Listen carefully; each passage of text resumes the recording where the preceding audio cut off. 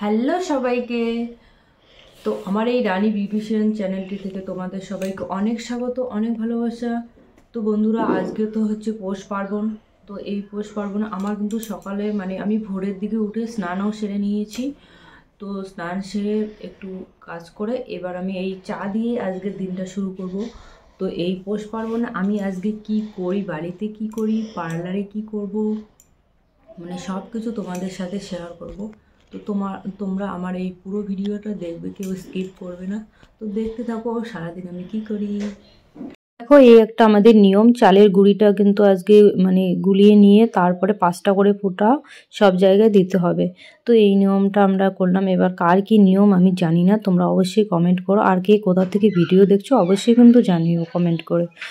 তো দেখো, এবার এগুলো দেওয়া হয়ে গেল। এবার দেখো, আমি পিঠেগুলো ভেজে নিচ্ছি। আগে পিঠে ভেজে নিয়ে তারপরে আমরা পুজোর আয়োজন করব, কারণ আমাদের পুজোতে পিঠে দিতে হয়।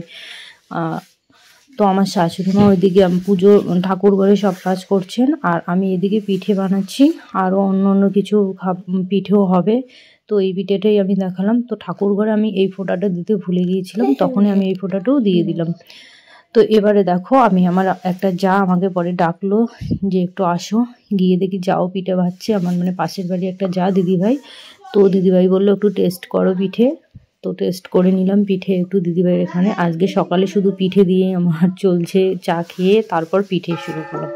এবার শাশুড়ি মা কিন্তু এদিকে পুজো শুরু করে দিয়েছেন, কারণ আমি শাশুড়ি মাকে সব গুছিয়ে দিয়েছি। শাশুড়ি মা পুজো করছে।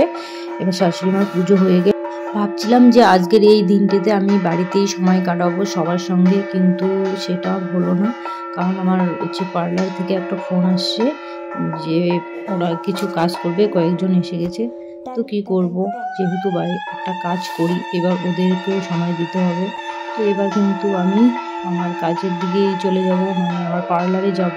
তো চলো গিয়ে দেখাই পার্লারে কে কে আসছে আর কি করবে। তুমি কি করবা? স্পা করবে।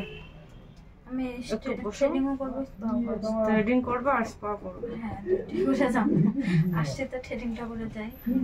সেদিন আসি খিলাই না, এটা খোলা আমি এটা নিয়ে ব্যথা লাগে। ব্যথা লাগে না, একটুকু লাগবে না। তুই ওর দিকে তাকা, তোর বান্ধবীর দিকে তাকা, মুখটা ওই দিকে।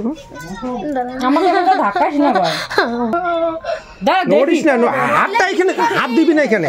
মাইরও দিয়ে হচ্ছে, বড় বড় শ্বাস নে, হইছে কিচ্ছু হবে না। নড়িস না দাদা, তুমি এদিকে আসো।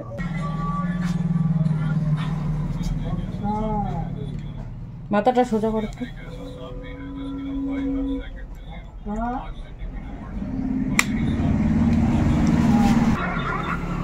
হাতটা নিচে করো।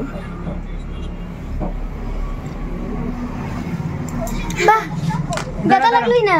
বল এখানে ব্যথা লাগে নাই।